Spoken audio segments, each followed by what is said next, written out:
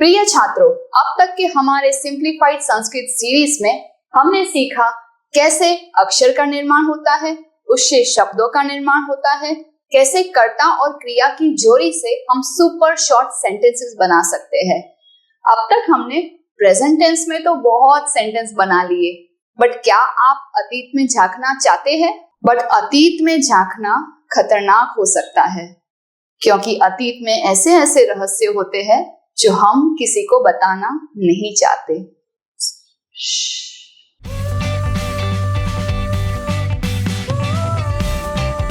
प्रिय छात्रों, मैं हूं आपकी संस्कृत आचार्य डॉक्टर नम्रता।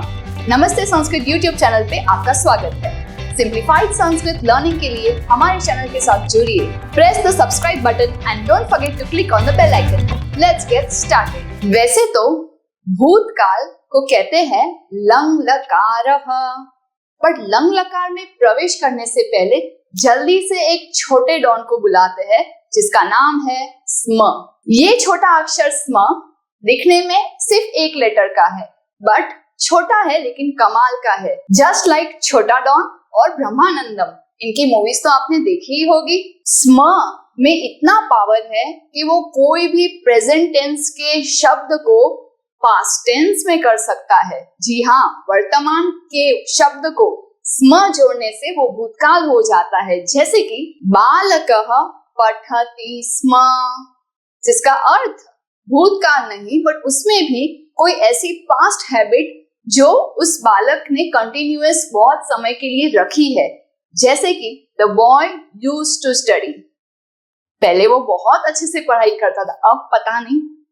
तो बालकः पठति ये वाक्य हमारा वर्तमान काल में है और उसमें स्म लगाने से पूरा वाक्य पास्ट कंटिन्यूअस यानी भूतकाल में परिवर्तन हो गया।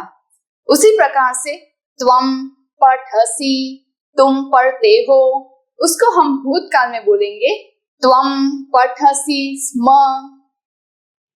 अहम पठामि ये वर्तमान काल, अहम पठामि स्म यानी आई यूज्ड टू रीड, मैं पहले पढ़ा करती थी। तो स्म से हम कोई भी वर्तमान काल के वाक्यों को भूतकाल में कन्वर्ट कर सकते हैं। वैसे तो सभी छात्रों को अपने स्कूल के सिलेबस में सिर्फ एक भूतकाल होता है, जो कि है लंग लकारः। लंग लकार ही सभी भूतकाल का काम करता है।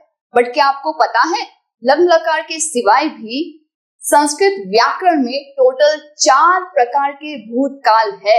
जी हाँ, 4 टाइप्स ऑफ पास्ट टेंस। तो जिनको जिज्ञासा है कि वो 4 पास्ट टेंस कौन से है, वो बने रहे या फिर click on the next chapter two continue. पहला भूतकाल है लिट लकारः। लिट लकार में प्रयोग होने वाले भूतकाल को कहते हैं परोक्ष भूतकाल, यानी कोई पूर्व की ऐसी घटना जो मैंने नहीं देखी हो।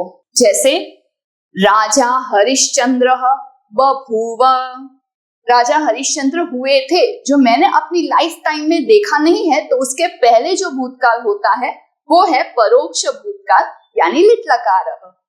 दूसरा है लुंग लकारः, जिसे कहते हैं अद्यतनः भूतकालः, यानी अभी जो शाम का समय में आप ये वीडियो देख रहे हैं, तो आज सुबह आज दोपहर में जो भी घटनाएं हुई वो मैं आज के दिन प्रयोग कर सकती हूँ। जैसे कि अहम अद्य भगवत गीताम अपाठित, यहाँ पे जो अपाठित है वो अद्य यानी आज सुबह मैंने पढ़ी है, तो आज अभी के समय के लिए वो भूतकाल हुआ।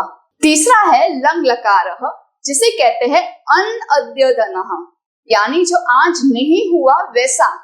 तो इस प्रकार के लकार में हम यूज कर सकते हैं यह, परयः, प्रपरयः, यानी कि yesterday, day before yesterday, 2 days before yesterday. Even I can use गत मासे, गत सप्ताहे, गत वर्षे, कोई पास्ट ईयर, वीक या डे की कोई भी हम बात इसमें कर सकते हैं। और अब सबसे इंटरेस्टिंग लकार है लिंग लकारः, जिसे कहते हैं हेतु हेतुमत भूतकालः। अगर ऐसा हुआ होता तो वैसा होता। तो ये प्रकार के जो वाक्य है वो हम लुंग लकार में प्रयोग करेंगे। कमाल की बात तो ये है ये 4 लकार की परवाह ना करके हम क्लास 10th तक जो व्याकरण पढ़ते हैं उसमें सिर्फ लंग लकार का यूज होता है और उसमें बताया भी नहीं जाता कि ये लंग लकार आज के लिए यूज करना है या आज के पहले यूज करना है या उसके भी पहले परोक्ष में यूज करना है। हम सभी के लिए एक ही लकार का उपयोग करते हैं। क्या आपको ये जानना अच्छा लगा? देन एंड नाउ को कंपेयर किया जाए। अभी हम कहते हैं बालकः पठति, अब लड़का अभी पढ़ रहा है। फिर भूतकाल के लिए हम कहेंगे बालकः अपठत्। मैं और आप इन तीनों वाक्यों को एक्शंस के साथ सीखेंगे। तो अगर आपके हाथ में कोई नोटबुक, पेंसिल, पेन है तो उसे नीचे रख दीजिए। मोबाइल और लैपटॉप को अलग से टेबल पे स्टैंड पे रख दीजिए और मेरे साथ ये अभिनय करके सीखे। बालकः पठति, बालकः अपठत्, त्वं पठसि, तुम पढ़ती हो, त्वं अपठः, तुमने पढ़ाई कर ली, अहम पठामि, मैं पढ़ती हूँ, अहम अपठम्, मैंने पढ़ाई कर ली। तो ये लंग लकार में आपने कुछ ऑब्जर्व किया होगा and that interesting thing is कि इसमें सभी में पठ है, कुछ एंडिंग्स है, उसके सिवाय everything is starting with a. अब आप सोचेंगे ये कौन सा लकार है जिसमें हम अ से शुरुआत करते हैं?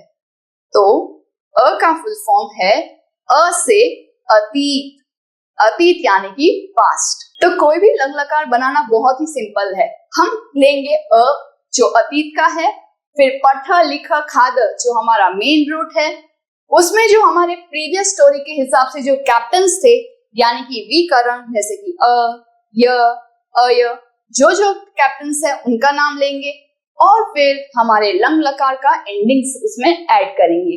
तो ये फॉर्मूला से हमारा अ से अतीत का फॉर्मेशन आरसीबी नहीं लेकिन RCE यानी कि root, captain and endings. And don't forget to write अ, क्योंकि अ लिखे बिना सिर्फ एंडिंग्स आप लर्न करेंगे तो आपके सभी आंसर्स रॉन्ग हो जाएंगे।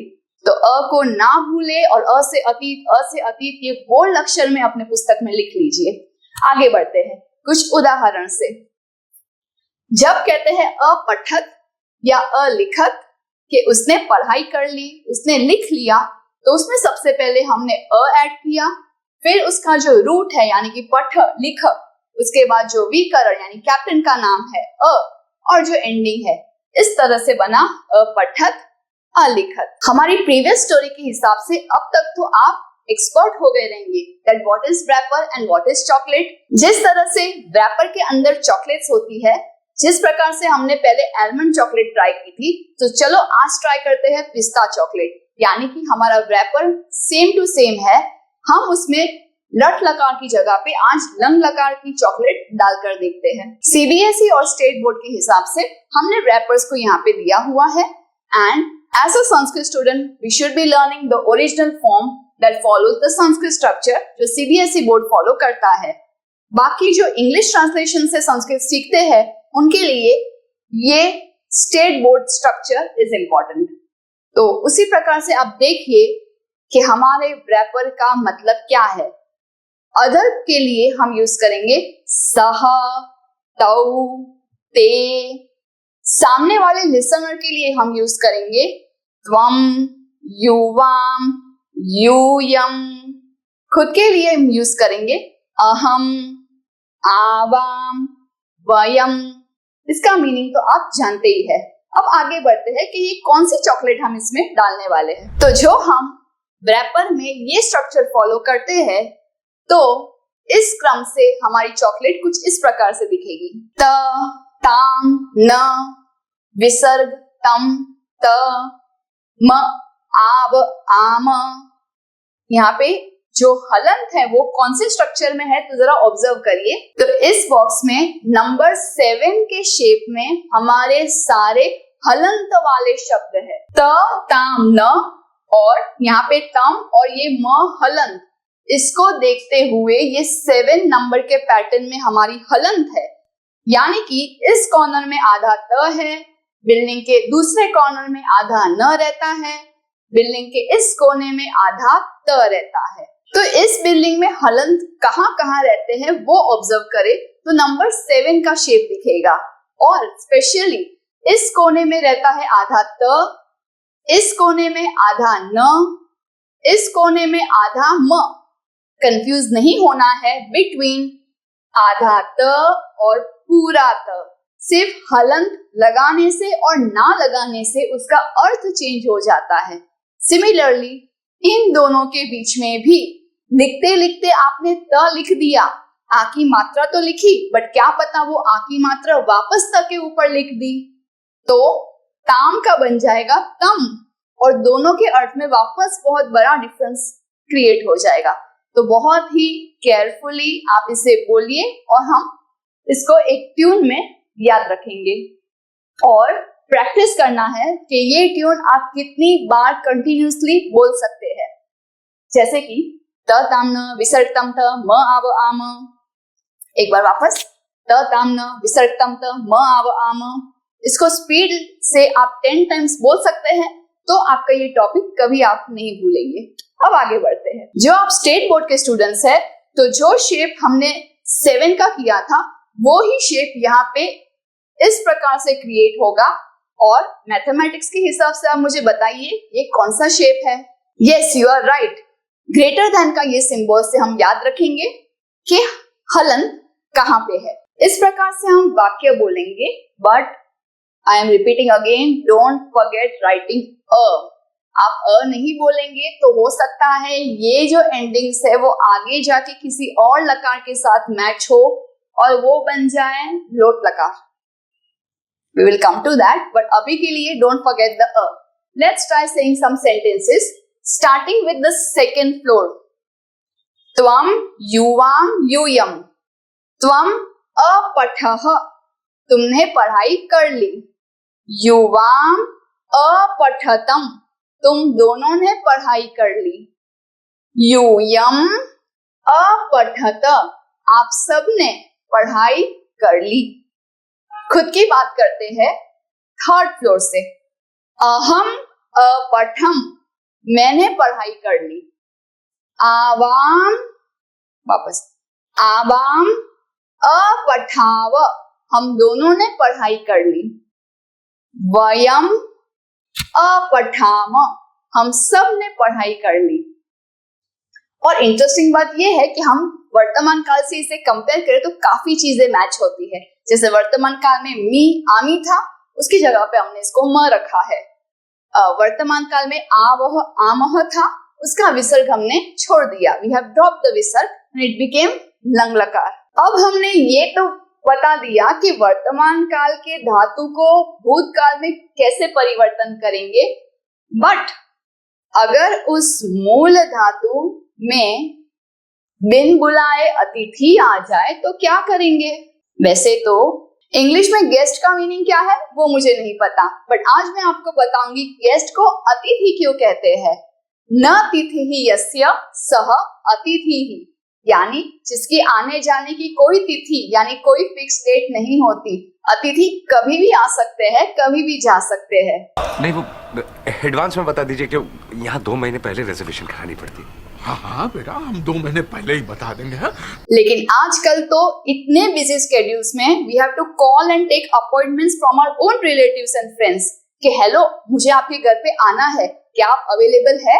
तो अतिथि की तो परिभाषा ही हमने बदल के रख दी है।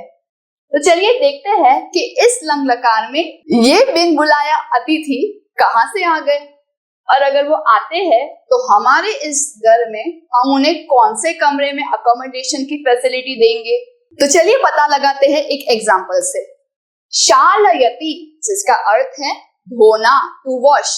शालयति का भूतकाल होगा अशालयत। यहाँ पे शाल उसका रूट है। अगर मैं उसमें प्र उपसर्ग यानी प्र नाम का प्रीफिक्स डालना चाहती हूँ तो प्र का अर्थ है रगड़ रगड़ के साफ करना, विगरसली उसको क्लीन करना। अहम प्रक्षालयामि। प्रकृष्टेन शालनम इति प्रक्षालनम। तो ये प्र हम कहाँ डालेंगे। फर्स्ट ऑप्शन है कि हमने अतीत का अ उसमें प्र सेकेंड रूम में डाला एंड देन वी सेड शालयत। सेकेंड ऑप्शन इज हम उसे फर्स्ट रूम में एंट्री देते हैं कि प्र तुम यहाँ पे रहो, और फिर अक्षालयत बोलेंगे और संधि कर देंगे। So what do you think, which option is correct, first और second? Let us try to understand with one more example. Second example, गच्छति जाता है, अगच्छत गया। इसमें मुझे एक उपसर्ग डालना है क्योंकि यहाँ पे अतिथि के रूप में उप उपसर्ग आए हुए हैं, प्रीफिक्स उप। तो मैं इस उप को कहाँ डालूंगी, बीच में या सबसे पहले? उपगच्छति का अर्थ होगा उसके पास जाना। सो फाइनली अतिथि देवो भव, इस कंसेप्ट से हमेशा मेहमान का स्थान सबसे पहले, प्र हो या उप, उनका स्थान सबसे पहले होगा, जिससे हमें क्लियरली पता चले कि इस धातु में एक उपसर्ग साथ में है। तो फॉर्मेशन क्या बनेगी, चलिए देखते हैं। प्र प्लस शालयति, शालयति का सबसे पहले हम भूतकाल में कन्वर्ट करेंगे अशालयत, फिर इन दोनों की संधि करके अ प्लस अ आ, उस तरह से प्राक्षालयत। उसी प्रकार से उप प्लस गच्छति, पहले गच्छति का भूतकाल करेंगे अगच्छत, फिर उप के साथ उसकी संधि करेंगे, बनेगा उपागच्छत, यानी उसके पास गया। बालकः गुरुं उपागच्छत, बालक अपने गुरु के पास गया। मुझे और आपको ऐसे अनुभव है, कुछ अतिथि तो हम बहुत प्रेम से, आदर से, उनका मान सम्मान के साथ संभाल लेते हैं, लेकिन कुछ मेहमान होते हैं who are very difficult to handle, just like E and उ। चलिए इन दोनों मेहमानों को वन बाय वन एग्जाम्पल के साथ समझते हैं। मेहमान फर्स्ट होना चाहिए, लेकिन प्रति प्लस गच्छति, इस प्रकार के उपसर्ग जिसमें एंडिंग ई हो, उसका हमें परिवर्तन करना पड़ेगा। किसमें? ई का जब भी परिवर्तन होगा हाफ य से होगा। ई जब भी छुट्टी पे जाता है अपनी प्रॉक्सी हमेशा हाफ य को देता है, सो ई चेंजेस इनटू हाफ य। मैथमेटिक्स के जैसे ही हम यहाँ पे कुछ सब्ट्रैक्शन और कुछ रिप्लेसमेंट करेंगे, जैसे कि प्रति प्लस गच्छति। पहले हमने गच्छति को भूतकाल में किया और बनाया अगच्छत, फिर प्रति का जो ती है, जिसमें हमारे पहले के एपिसोड के हिसाब से आधा त शादी करता है ई से, अब इनका ब्रेकअप करवाएंगे। अंग्रेजी चिड़िया की खातिर देसी दिल मेरा तोड़ दिया, मैंने छोड़ दिया उसे, छोड़ जब त का ई के साथ ब्रेकअप हो गया तो त ने सहारा प्राप्त किया उसके बेस्ट फ्रेंड य से, तो ई की जगह पे आ गया आधा य उसको सपोर्ट देने के लिए, और आगे जाके अगच्छत का अ से य कंप्लीट हो जाता है, तो बन गया प्रत्यगच्छत।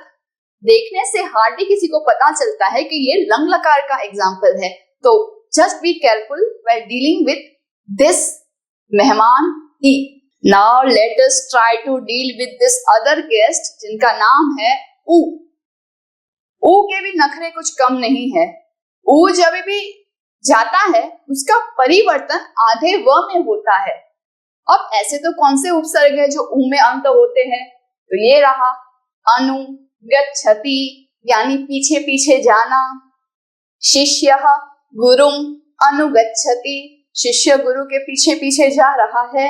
अब मुझे उसको भूतकाल में बोलना है, तो अनु लिखकर गच्छति का लंग लकार अगच्छत। अब ये अनु का जो नु है उसका ब्रेकअप होगा आधे न और ऊ में। ऊ के जगह पे हम डालेंगे आधा व।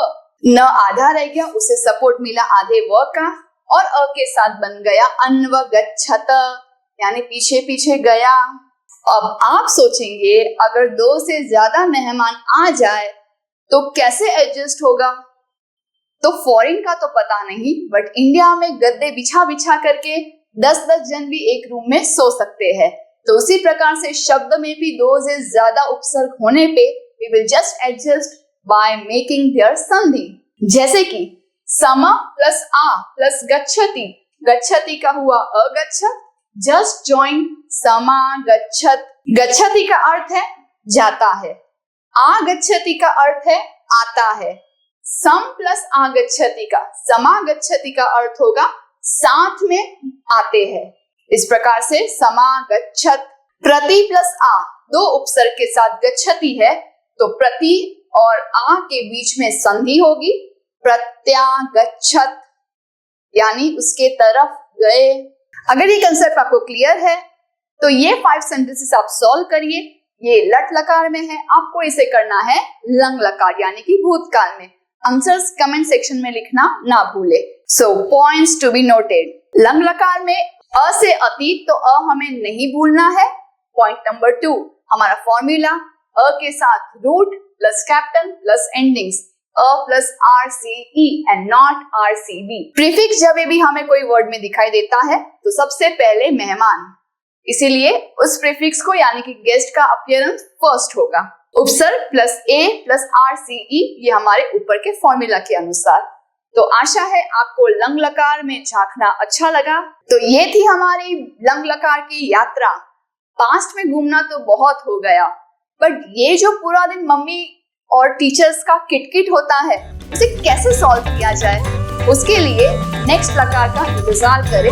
Wait for the next episode. तब तक के लिए पुनर्मिलामः। Do some Parotka today. Share this video to those who are still confused in Sanskrit. Join our WhatsApp group called Sanskrit Support System. This is exclusively for students of class 5 to 7, class 8 to 10 and class 11-12 onwards. Keep learning and have fun with us in Sanskrit. पुनर्मिलामः। धन्यवादः।